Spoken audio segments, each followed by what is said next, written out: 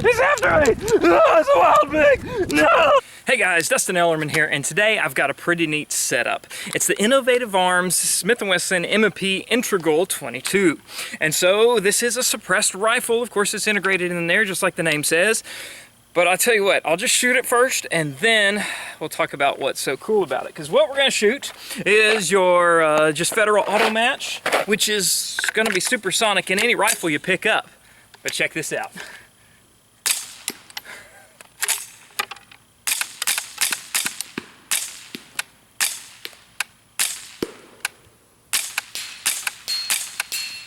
Alright, so if you didn't figure it out, that's subsonic stuff. Well, it's not subsonic stuff. It's coming out of the gun subsonic, but that's supersonic ammo. And you may have guessed why. Is because it has an integrated suppressor, they were able to go ahead and port the barrel. And so your normal bulk, cheaper, more affordable ammo is now going to be running subsonic. So let me go ahead and pop that one out of there. Alright, so what you've got here is... well, the suppressor sleeve goes all the way down over the barrel, and then about 2 or 3 inches in front of the chamber, they went ahead and they ported the barrel. And so then what you can normally run into when you have a ported barrel like that is kind of a ping or a ting as that gas escapes and then gets caught in the tube. Well, what Innovative Arms did is kind of an innovative idea. Okay, but their barrel nut, they have a proprietary barrel nut that goes over that ported hole and acts as a diffuser as well. And so it quiets it down even more.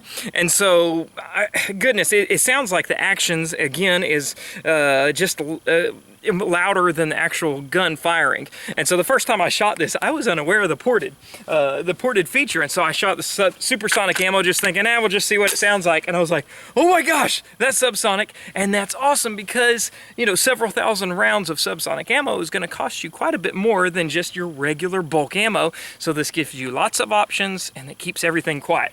All right, we're going to do a few more rounds and then show you a little bit more on the inside. All right, so we're hitting that still. We're going to quiet it down, but we'll try to see what the sound sounds like, the report of the rifle versus just the action. Okay. All right, so that's it. So here's just the action.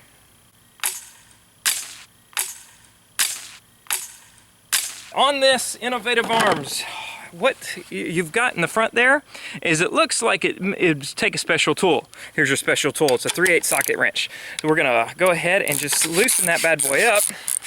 We're going to hold it upside down so we don't get crud out inside.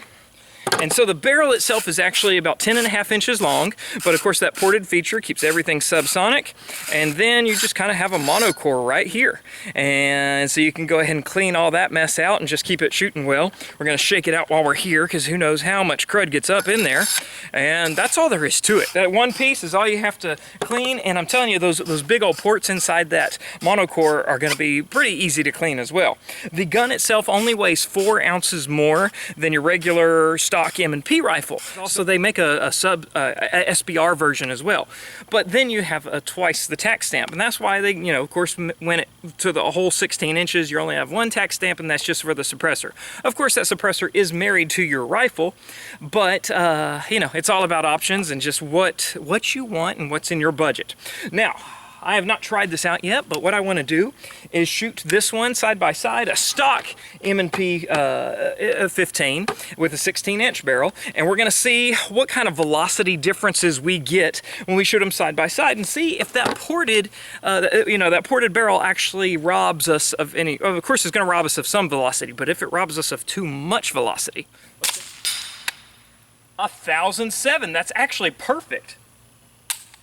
Well, I've had a few of those extractor issues where it's stovepiping, and so what I would do is upgrade this extractor to the Volquartsen extractor like we did at marksman camps. That'll probably do what you need to get it out of the rest away. All right, 1,028, and another stovepipe. 1,026. So really, that's actually perfect because, you know, your normal threshold of supersonic is going to be around 1050. Keeping it at that safe range and above 1,000 still gives you your power, and you use regular ammo that they would claim is rated for 1,200 feet per second, but that port makes it perfect. All right, I'm gonna ear pro up, we're gonna do it in the stock one. All right, so now we've got the stock M&P with another Meopta optic on it. We're gonna see what our velocity runs with it, just to know what the difference is between stock and the ported integrated.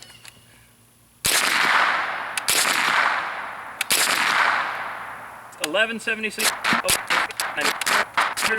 All right, so the average velocity of your standard M&P with that auto match is going to be 1183.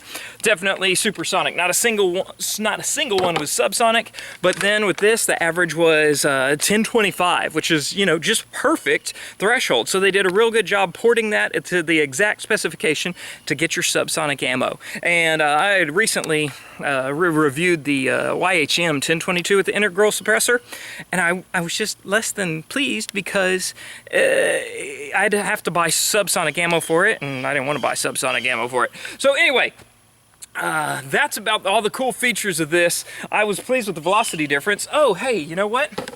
So here's another option. I have this M&P 1522 pistol. The old definitely subsonic, but I've never taken the time to check it out. So this will be a good comparison. It's a 4.5-inch barrel. Let's crony it. 1103. All right, so our average velocity with the 4.5-inch barrel pistol was 1083, which is not ideal. That's still a little fast, but it's all still subsonic, at least in this weather and humidity and temperature. So I guess once we compare all three of them together, the Innovative Arms really nailed it with that porting. And as for accuracy, I was at 25 yards plinking around with it earlier with my kids, and that's what we got right there. So, I mean, the M&P is not known for the best accuracy, and that looked pretty good to me. I mean, we only have one in the red, and I wasn't really taking my time. So, not bad. I think the whole package runs around $1,000. We'll put the link out down there so you can actually get an accurate quote from your dealer. But I was pleased with this. If I had not put an SBR stamp over to the ATF for this one, I would definitely be checking this one out for the marksman camp. We do a suppressed 3-gun stage, and this would be slick. Now, the only thing about the gun itself, you saw a few malfunctions. It's dirty. I didn't clean it before this video. It's got a couple hundred rounds to it just because it's so much stinking fun. I've been riding around with it, my ATV all week, just shooting every chance I get. So anyway, check it out. We'll put the link in the details, and until then, y'all shoot straight and shoot quietly.